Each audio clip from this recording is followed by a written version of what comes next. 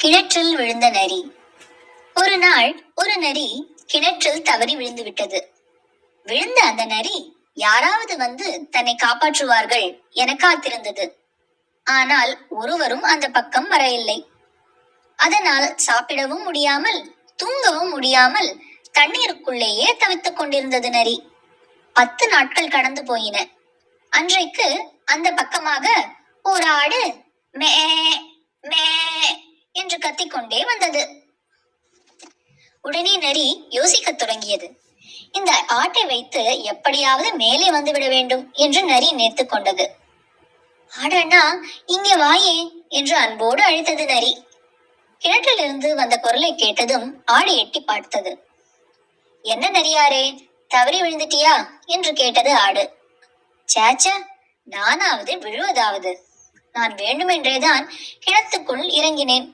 இந்த கிணத்து தண்ணீர் மிகவும் சுவையாக இருக்கும். நீ வேண்டுமென்றால் இறங்கி வந்து குடித்து பாரேன் என்றது நரி. ஆடு கொஞ்சமும் யோசிக்கவில்லை. உடனே கிணற்றுக்குள் குதித்தது.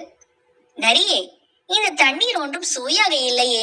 உன்னை நம்பி வந்தேன் பார், என்னை சொல்ல வேண்டும். இப்பொழுது எப்படி நான் வெளியே போவது என்று கேட்டது ஆடு. முதலில் உன் மேல் ஏறி நான் வெளியே போகிறேன்.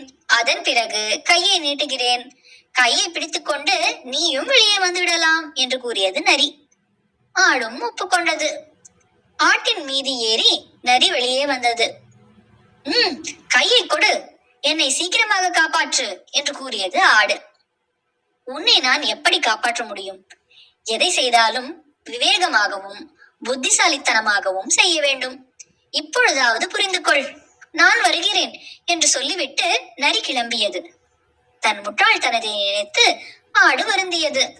நீதி: எந்த செயலை செய்தாலும் விவேகத்துடன் செய்ய வேண்டும்.